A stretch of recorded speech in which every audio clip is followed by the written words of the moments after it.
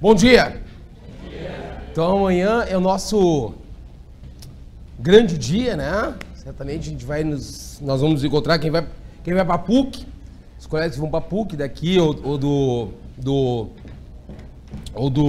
EAD, nós vamos nos encontrar lá. Muito bem, nós temos aí 10 minutos para conversar sobre alguns pontos, né? Interessantíssimos para a nossa prova. Que são os seguintes. Vocês estão acompanhando aí ou não? Não? Bom, então não sei se está no site, alguma coisa. Mas, muito bem. Vamos revisar para a nossa prova de amanhã.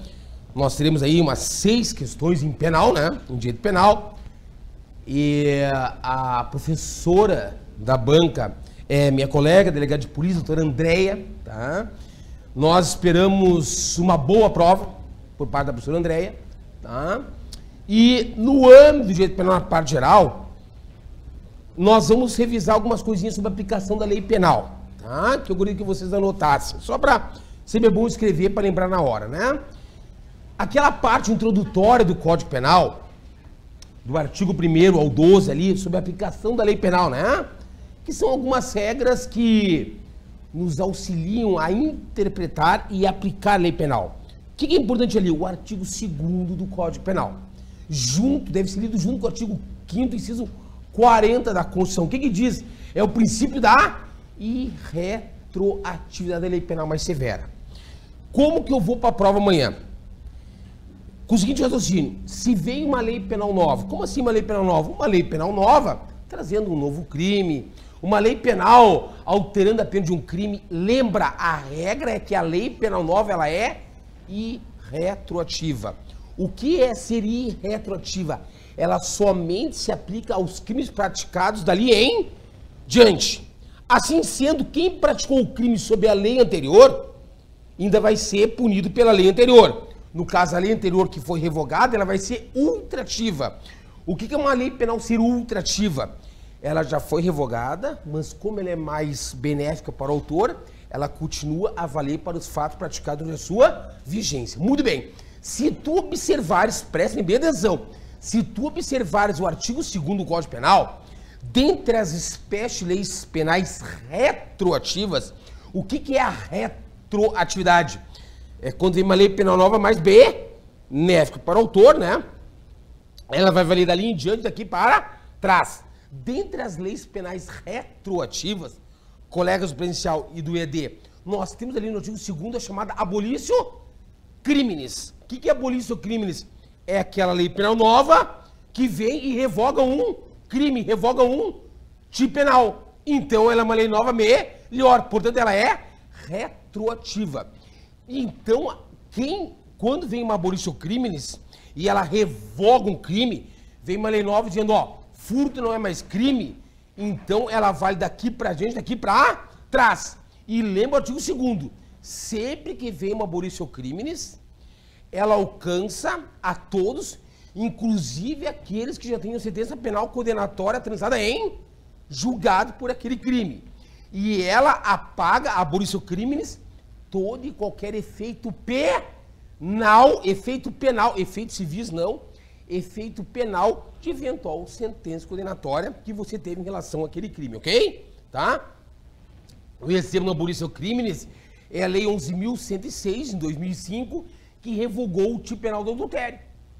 Quando ela veio em 2005 e revogou o artigo 240 do Código Penal, dizendo que adultério não era mais crime, ela está abolindo o crime. Ela vale para quem cometer adultério daqui em diante, também para quem já cometera. Muito bem, ainda no artigo 1º ao 12, dá um destaque no artigo 5º do Código Penal. Por que o 5º? Lembra do 5º? Ele trata do princípio da territorialidade. Agora, acudem que é princípio da territorialidade. Quem pratica um crime dentro do território brasileiro será, olha bem, será, em regra, punido pela lei brasileira. Por que em regra? Porque o artigo 5º excepciona tratados, convenções e regras de direito internacional que venham a dispor de uma forma diversa. Exemplo, o Brasil, ele assina a Convenção de Viena, de 1934. E segundo a Convenção de Viena, quando um diplomata brasileiro estiver num desses países que assina a Convenção de Viena e lá cometer um crime, ele vai ser punido pela lei penal do Brasil. Mesma coisa o diplomata de um desses países, quando aqui no Brasil cometeu um crime, ele não é punido pela lei brasileira, e sim pela lei do país de origem. Por isso que, segundo o princípio da territorialidade, em regra, não é sempre, quem comete um crime dentro do território brasileiro é punido pela lei brasileira. E o artigo 7, dá uma notada aí, para dar uma olhadinha nele, trata do princípio da extraterritorialidade. O que é extraterritorialidade? Extra, fora, são crimes que ocorrem em território estrangeiro, ação e restauração lá, mas manda aplicar a lei penal brasileira. E que casos são esses? A extraterritorialidade incondicionada do artigo 7º, inciso 1, tem que decorar, artigo 7º, inciso 1 do Código Penal, e o caso de extraterritorialidade incondicionada do artigo 7º, inciso 2 e do artigo 7º, parágrafo 3º do Código Penal brasileiro, ok? Dando um pouquinho mais à frente, a teoria do crime. Aí nós vamos ter questão. Artigo 13 ao 28 do Código Penal, nós vamos ter questão. Na teoria já do crime, regras já sobre os crimes, lembre do seguinte, vamos lá. Quais são as causas que afastam a tipicidade? Vamos lá. A coação física irresistível, o estado de inconsciência, os atos reflexos, o princípio da insignificância e o princípio da adequação social. Todas essas 5 causas, quando presentes, elas não deixam nem o fato ser típico. Afasta a tipicidade e não há crime naquela hipótese. Vamos adiante. Quais são as causas que afastam a ilicitude, a antijuridicidade, a antinormatividade? O fato vai ser típico, mas não será antijurídico. Artigo 23 do Código Penal. A legítima defesa, e olha aqui, ó, colegas, do EAD presencial. Legítima defesa só pode alegar em relação a uma agressão humana de uma pessoa. Ficou claro? Segunda causa que exclui ilicitude, o estado de necessidade. Joebert, diferença rápida. Olha bem, no estado de necessidade é quando eu tenho 2 bens jurídicos em perigo, eu sacrifico um para salvar o outro. Exemplo, tá uma casa pegando fogo e no interior tem uma criança pedindo socorro. Tu olhas aquela cena e tu chega para o indivíduo que está olhando também o incêndio, fala, ó, me empresta o extintor de incêndio do teu carro, que eu tenho que salvar aquela criança. E o cara falou assim, não, meu extintor é novo, não vou emprestar. Aí eu dou um soco no rosto dele, ficou claro? Ele desmaia e eu pego o extintor de incêndio, vou lá, apago o incêndio e salvo a criança. A pergunta é, eu que dei um soco nele, eu cometo crime de lesão corporal leve? Sim ou não? Não, meu fato é típico de lesão corporal, mas não será antijurídico, pois eu agi em estado de necessidade. Ficou claro? O que é estado de necessidade? Eu tinha 2 bens jurídicos ali em perigo. A vida da criança e a integridade física do dono do carro. Eu sacrifiquei a integridade física dele para salvar a vida da criança. Então, isso é um exemplo de estado de necessidade. Terceira causa que afasta a ilicitude, o exercício regular de um direito. E quarta, o estrito cumprimento de dever legal. Exemplo para a prova amanhã. Um policial civil, durante horário de almoço dele, vê um indivíduo com uma faca em cima da sua esposa no chão e ele vai enfiar a faca no pescoço dela com o intuito de matá-la. O policial civil de longe vê aquela cena, saca da pistola, ponto 40 dele, dá um tiro na direção do indivíduo e mata o indivíduo. Esse policial civil comete crime de homicídio? Sim ou não? Não, o fato dele é típico, mas não será antijurídico, pois ele agiu sob qual causa que afasta a ilicitude? Não é o estrito cumprimento do dever legal. É legítima defesa de terceiros. Estrito cumprimento do dever legal é quando ele age um dever que a lei manda. A lei não dá poder ao policial de matar alguém. A causa que exclui a licitude dele aqui é a legítima defesa terceiro e não o estrito dever legal. Então me dá um exemplo do estrito dever legal. O policial civil vai cumprir uma ordem judicial de busca e apreensão. Chega no morador, bate na porta, se apresenta e fala, ó, tem uma ordem judicial de busca e apreensão. E o morador bate a porta na cara dele e fala assim, ó, tu não vai entrar aqui. O que o CPP, o Código de Processo Penal, manda ele fazer? Arrombar e entrar, não é isso? A pergunta, e ele arromba a porta e entra. Ele comete crime de abuso de autoridade? Não, não porque o fato dele é típico, mas não será antijurídico, pois ele está no estrito cumprimento do dever que a lei manda. Ficou claro? Aí, essa é a segunda ilicitude.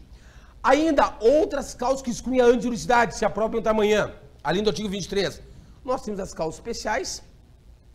O que é uma causa especial? É toda aquela norma que está lá na parte especial do Código que autoriza uma conduta. E aqui tu tens que lembrar para amanhã, é o artigo 128 do Código Penal. Vocês lembram? Não se pune um aborto praticado por um médico, inciso 1 lá, quando o aborto for o único meio de salvar a vida de uma gestante. Então lembrem, tá no hospital, a banca tem a seguinte questão, tá no hospital, e o médico chega para uma gestante e fala assim, ó, eu tenho que fazer o aborto da senhora, senão a senhora vai a óbito. E ela fala assim, ó, eu não autorizo em hipótese alguma. Ainda assim o médico anestesia a vítima e faz o aborto nela. A vítima volta a si, sai do hospital, vai numa DP, registra um BO. Delegado instaura o inquérito. O médico, tudo exprovado. O médico comete o crime de aborto? Não, porque o fato dele é típico, mas não é antijurídico, pois ele é justo sobre uma norma especial, que está na parte especial do Código, que exclui ilicitude, qual seja o 128. Ele é uma norma permissiva de conduta. Outra causa que exclui ilicitude, o consentimento do ofendido, onde excepcionalmente pode excluir a tipicidade, e os ofendicos. E depois nós vamos para o plano da culpabilidade. Se a banca perguntar amanhã, como perguntar na Polícia Civil de Pernambuco, quais são os 3 requisitos da culpabilidade? Lembram? Imputabilidade, potencial consciência da ilicitude e exigibilidade de conduta diversa. Por isso que, olha a frase para amanhã, a inexigibilidade de conduta diversa, vou repetir, a inexigibilidade de conduta diversa afasta a culpabilidade. E eu quero que tu raciocine para amanhã.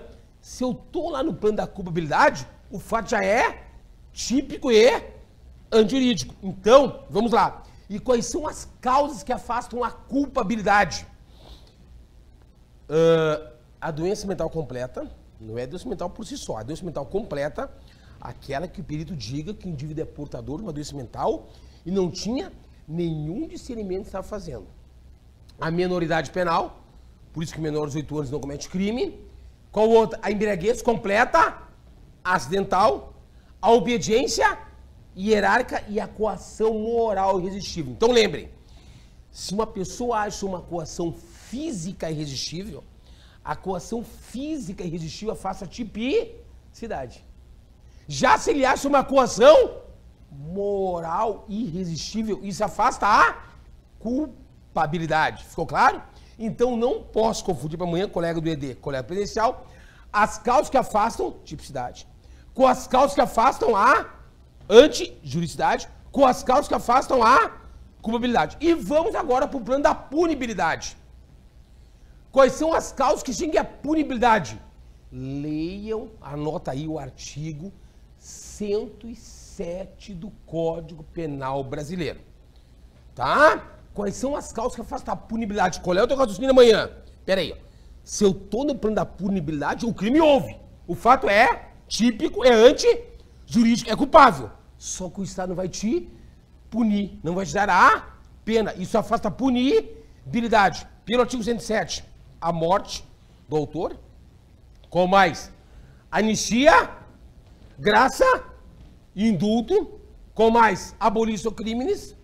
O perdão da vítima em relação ao autor nos crimes de ação penal privada, que é um ato bilateral, a renúncia ao direito de queixa, a retratação dos crimes que a lei prevê, por exemplo, no falso testemunho, na calúnia, na difamação e o perdão judicial. Lembra aqui, ó, colega do ED presidencial, lembra aqui, ó, lembra aqui. O 107, inciso 5º do Código Penal diz assim, ó, nos crimes de ação penal privada, tá? Ação penal privada, a vítima pode perdoar o autor. Se ele aceitar o perdão, é um ato bilateral, né? O que o juiz faz com o processo criminal? Extingue. Então, eu formulei uma frase para amanhã. O perdão da vítima nos crimes de ação penal privada extingue a punibilidade. O crime houve, mas o Estado não vai mais punir o autor e é um ato bilateral. Agora vamos lá. Vai para o artigo 107, inciso 9º. Aí fala do perdão judicial. O que é perdão judicial? É o perdão que o juiz chega na sentença e ele perdoa o réu e não dá a pena. O perdão judicial depende só do juiz e deve estar previsto em lei. E cabe tanto em crime de ação pública quanto em crime de ação penal privada. Exemplo de crimes para os quais cabe perdão judicial. Homicídio culposo, a lesão corporal culposa, na injúria, no caso de retorção imediata. São crimes para os quais o Código Penal prevê a possibilidade do perdão judicial. Ficou claro? Então, vou repetir. O perdão da vítima, que é um ato bilateral, em relação ao autor do crime, é uma causa extintiva da punibilidade que só cabe em crime de ação penal privada. Ficou claro? O perdão judicial, o que é perdão judicial? O juiz chega na sentença, ele perdoa o réu e não dá a pena. O perdão judicial cabe tanto em crime de ação penal privada quanto em crime de ação penal pública, desde que a lei preveja a possibilidade do perdão, ok?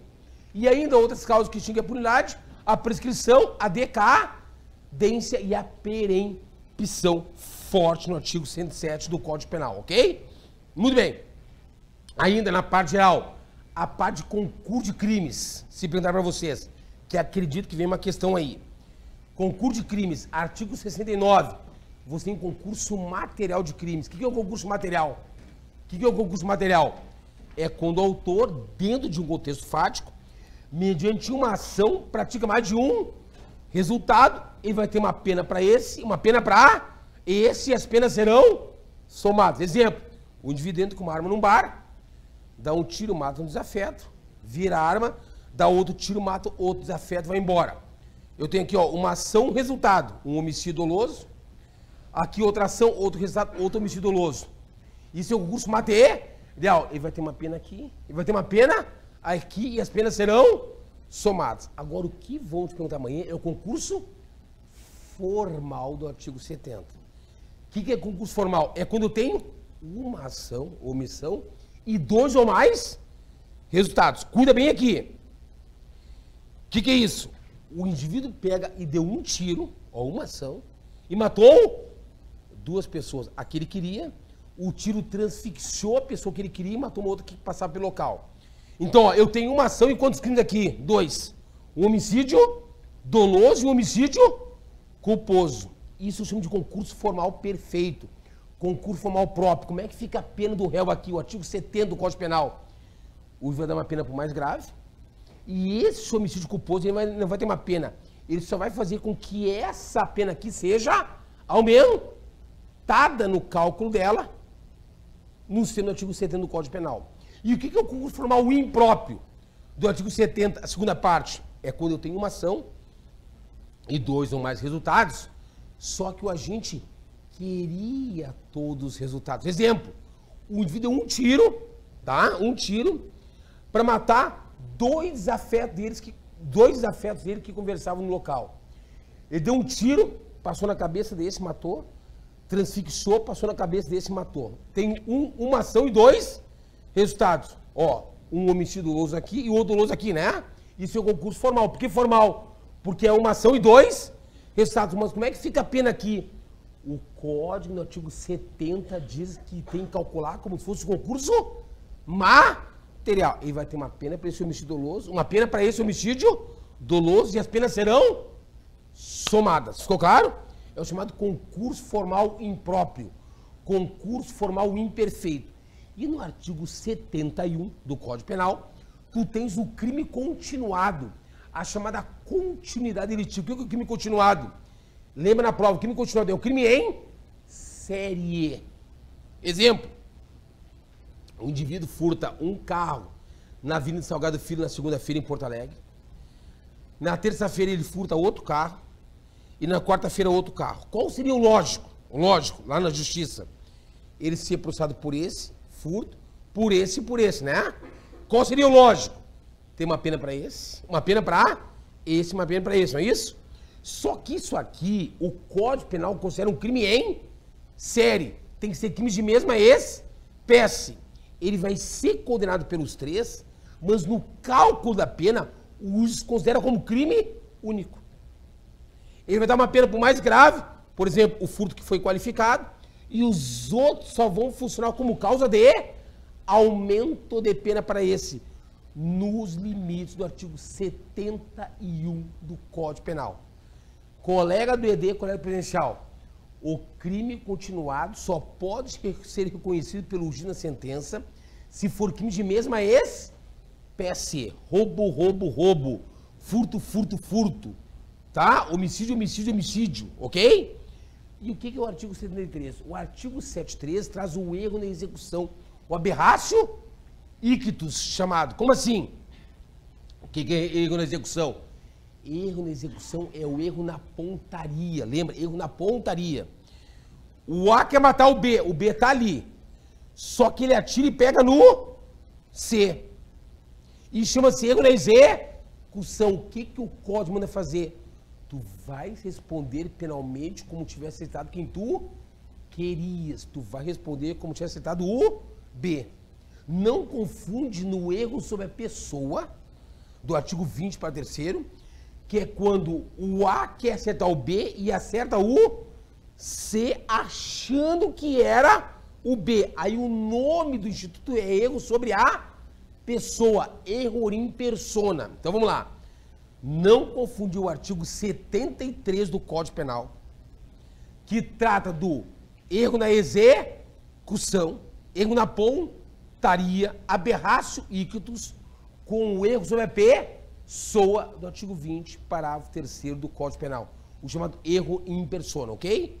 E você tem por final o artigo 74 do Código Penal, que é o chamado resultado diverso do pretendido, o chamado aberratio criminis. O que é isso? É quando se refere a pessoa, coisa, coisa, coisa. Exemplo, no resultado versus pretendido, o autor quer acertar uma pessoa e acertou uma coisa, ou vice-versa. Exemplo, o A pega uma pedra e atira na vidraça para quebrar o vidro da loja do B. Ficou claro? Ele atirou. O dolo dele é o crime de dano. Ele erra na pontaria e acerta a cabeça de uma pessoa que passava pelo local. Isso chama-se resultado diverso do pretendido. No erro na execução é pessoa, pessoa. No resultado diverso do pretendido é pessoa, coisa ou coisa, coisa. Neste resultado diverso do pretendido, o código diz: tu vai ser punido penalmente pelo resultado que tu alcançaste na forma culposa se houver. Então vamos lá. O dolo dele era quebrar a vidraça. Atirou na vidraça, não pegou na vidraça e pegou a pedra na cabeça de uma pessoa que passava pelo local. Nesse caso, fulano deverá responder pelo crime de lesão corporal culposa, vai ser a resposta da prova. Como que eu cheguei no crime de lesão corporal culposa? Por força do artigo 74 do Código Penal, chamado resultado diverso do pretendido, ou chamado aberratio criminis. Ficou claro? Aberratio criminis. Então, colegas, vamos lá, tá? Nosso minuto final. Quantos minutos temos aí? Quantos minutos temos? Ah, não tem. Ah, vocês não me avisam. Tá bom. Nós, para amanhã, prova de amanhã, né? Direito penal. O que nós queremos? Como é um número reduzido de questões? Crime em espécie. E olhem minha dica final. Indo lá para a leizinha especial, tá? 3 leis, 3, que que se tu puderes dar uma revisão final nelas. A lei do crime de racismo, 7716 de 89, racismo. A lei do crime organizado, lei 12.850 de 2013, o artigo 4º ao 7º, que trata da colaboração premiada, tá? E a lei Maria da Penha, lei 11.340 de 2006, ok? Tá?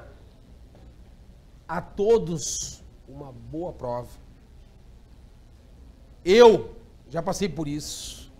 A ansiedade nos corrói por dentro, tá? Eu olho o número de 40 mil candidatos, me arrepio. Agora olha bem assim, ó. Olha pra tua prova, tá? Tu estás competindo é contigo. Ficou claro? Tá? Olha pra tua prova, te preocupa contigo. Fé em Deus, vai dar tudo certo. Sou delegado de polícia, a instituição está esperando ansiosamente por vocês. E nós temos agora até veículos Mercedes-Benz. Tá? Ficou claro? Então, quer dirigir o Mercedes, entra pra polícia. Ficou claro? Com sirene, giroflax, só na polícia que te oportuniza isso, né? Pode dirigir Mercedes em duas oportunidades, ou como policial ou como preso. Então, vamos, obviamente, né, como policial, ok? Uma boa prova, sucesso total. CETEC tá aqui, nós confiamos em você, tá bom? Obrigado.